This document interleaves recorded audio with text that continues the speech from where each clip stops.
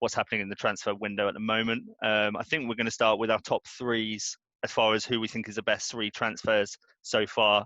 I've kept to the Premiership. Have you done the same or? Yeah, I have. And I guess these aren't necessarily the ones that I'm most excited about, but three that I think are exciting for the team that they've come into at least. Yeah, I've kind of left out some of the bigger transfers just in the fact that you kind of know they're going to do quite well. Like Bale, for example, probably going to do well when he's actually fit. Yeah. If he's ever actually fit. But yeah, so he's out. Do you want to go first, or shall I go first? Well, I thought because you posed the question to me, which I thought was interesting, and I thought maybe we could do one at a time, and then as we do it, we may end up seeing that we've got some overlap. In which case, we can kind of just say, yeah, I've got them as well. So yeah, do you want to go with your first pick? Oh, so my first one. There's been quite a few good signings for this team. So you've had Alan, you've had James Rodriguez. So obviously, I'm giving away it's Everton, but I think it's my favourite signing of this season so far, just because I've always rated him. It's Abdoulaye Doucouré. Okay, cool. So, obviously in a struggling team last year, and has been since he joined the league. But as far as a box-to-box midfielder that can defend, can attack, is just solid.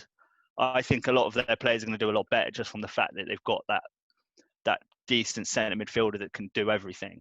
And I think a lot of people will be able to play off him because obviously a lot of obviously Alan's a bit more defensive, so he'll help. So those two together is going to be massive. But yeah, I think he's going to have another good season. I think now he's playing in a better team. Obviously quite a new team, but there's still quite a few players in there that have been together for quite a long time. So the defence is obviously quite set now. So I think, annoyingly, I think Everton are going to do quite well this year. Yeah. And yeah, he's my first pick. Yeah, that's a good shout as well. I mean, how much did he come for? Like 25 mil? I think it was 20. I think it was about 20. Yeah, I should know that. I probably should have researched that. But yeah, I think it was about 20 as well. Okay, yeah, no, it's a good signing.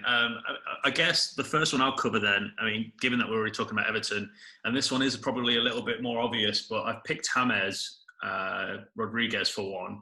And the reason why I picked him was because it seems like the teams he's been in before, or at least with Bayern Munich and Monaco, he played more as he is kind of like a number 10, and didn't necessarily fit into the systems that were there, or at least the systems employed by managers after Ancelotti had left. So kind of like Zidane and any of the 2 or 3 managers that Bayern had. And it seemed like he was just such a good player and had so much quality, but was just always in the wrong team. And it kind of reminded me a little bit of when Coutinho went to Barcelona, and he didn't necessarily fit the system, but he had loads of quality. And I think he's just an exciting acquisition for Everton because as long as they play him in the right system, I think he'll just add loads of quality to that team, and is kind of definitely an upgrade on the likes of, say, Sigurdsson, who is still a pretty good player anyway. So yeah, he was my first pick. So yeah, who was your second? That's a good. Sorry, yeah, go on. I think that's a good analogy in the fact that the Coutinho one, in the fact that they both went to teams that had really good wingers, like world class, some of the best players in the world. So if you're trying to play a striker and a winger and then trying to throw a number 10 in there, like, you're going to be on the bench half the time. So I agree. I'd have disagreed with you as well until I'd seen how he started the season as well, because I've always thought he was a bit overhyped because of that one World Cup. Mm-hmm. But since he's started, he's absolutely smashing it in it. So yeah, good choice, I think.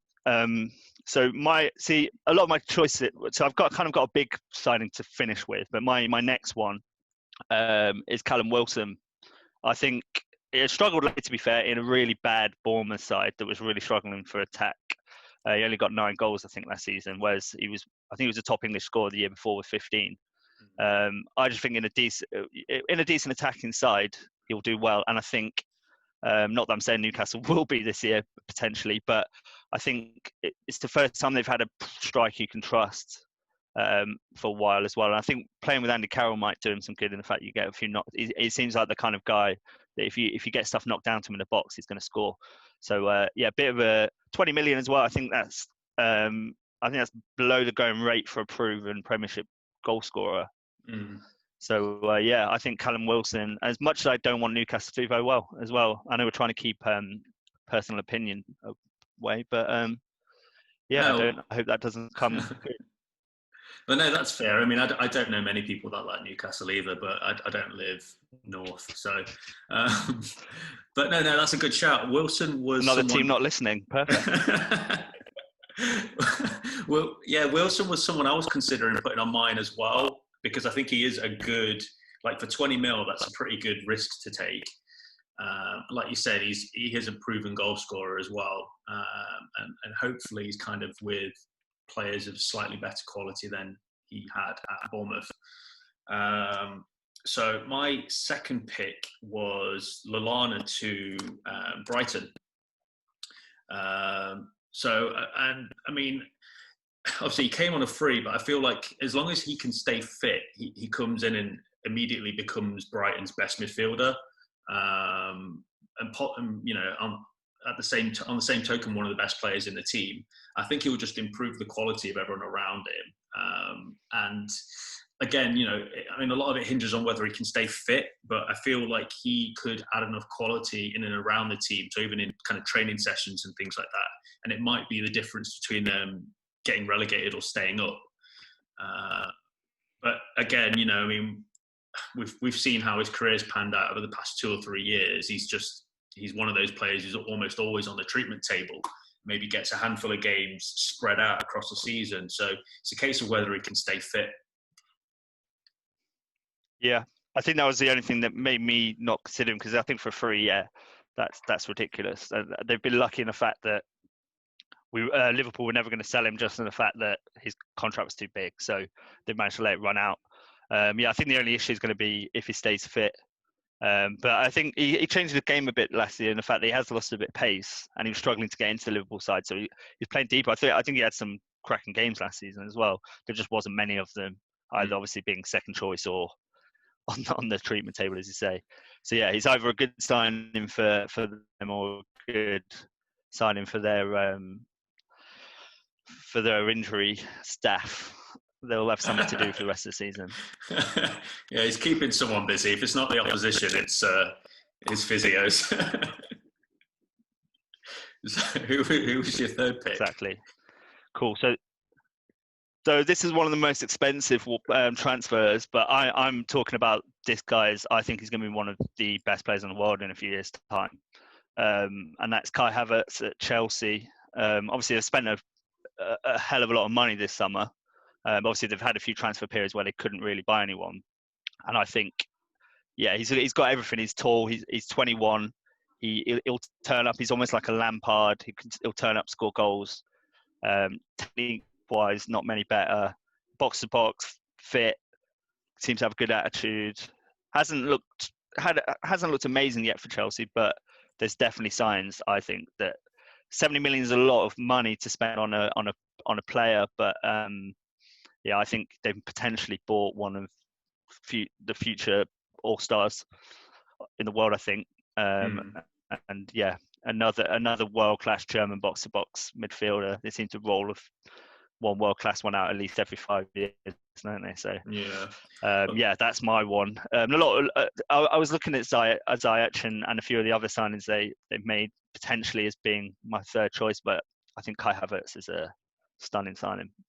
Yeah, no, that's fair. He gets a lot of comparisons to Michael Ballack, rightly or wrongly, I guess, because he's come through at Leverkusen. I mean, have you seen or noticed any kind of similarities in his game from what you've seen so far? Yeah, they're both quite for quite a skillful player as Havertz is. He's still quite a no-nonsense box-to-box midfielder, as in he seems to have a good football brain on him, and he seems to, you know, I'd say Michael Ballack had more of that kind of general, like, crushing people as well as being a good attacking midfielder. But yeah, it's similar just in the quality. You can tell that they're both, well, obviously Michael Ballack was a quality player, so yeah, slightly. I think, but he's got better technique than even Michael Ballack. We'll see what his shooting's like in the over this year. Yeah. But yeah, I think I think of my three players, if we kind of look again at this in 3 months' time, I think I wouldn't be surprised if off my three choices, he was the one that people are singing the most about.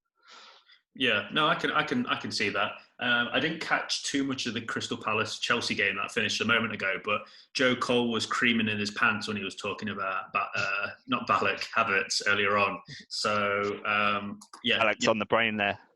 Balak's on the brain, yeah. So it might be that both of you guys are validated in your opinions in months to come, and I don't think many people would be surprised if that's the case. So the third and final pick I had, probably a little bit less, well, definitely less glamorous, I guess, than Havertz. But my third one was Willian to Arsenal. And did they pay 8 mil for him, or did he come on was he signed for free? I think it was a free, yeah, I think it was a free transfer. Well, then even more so, I mean, if it was free, I couldn't remember whether they just gave like a token gesture of like 7 or 8 mil, but if it was free, even better. I just think he's still good enough to play regularly for a top team. And,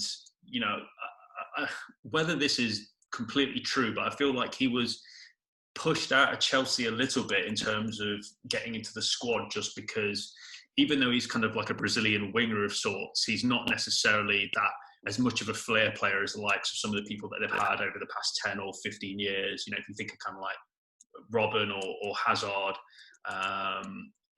But yeah, I just, like I said, I think he's still good enough to play for a top team. And I think he will add some much needed quality to that Arsenal front line, because, if you take Aubameyang out of it, then they've kind of just got 2 or 3 pretty young forwards. I guess they've got Lacazette as well. But yeah, I think he would just add something to that team that they need. He was nearly my pick as well. Yeah, it's interesting knowing the fact that they've got quite a lot of young wingers, as you say, so he'll bring a bit of experience there. The question is, is it going to hinder people like Saka, Nielsen, Pepe's careers? But yeah, I've always thought it was crazy that quite often Chelsea was starting Pedro ahead of him, and I don't think they're even in the same ballpark. There's not many people on the edge of the box as well with a bullet like Willian. He's got ridiculous technique when it comes to shooting. So yeah, just underplayed over the last 3 years. So you're never going to really show your complete talent if you're playing 10, 15 games a season, I think. So yeah, the question is it worth it to kind of put some of these youngsters on the back burner a bit that I think have done quite well. But yeah, experience, and I think you can play on either wing as well, which might hopefully, I still don't understand. Hopefully an Arsenal fan can explain to me why they're playing Aubameyang on the wing, because I still think it's probably one of the best finishers in the world still. I'd just rather have him in the middle, especially now you can play Pepe, Willian, you can play Saka, there's loads of options they've got. I don't understand why they're playing Aubameyang on a wing. Yeah, no, I agree. I mean, I can only imagine it's some mechanism with which to keep Lacazette in the starting lineup. But I would feel that Aubameyang would do a better job through the middle, and you could just play someone else on the wings and kind of just keep Lacazette on the bench. But he seems to have some pull in that team anyway, or just sell him, or just sell him.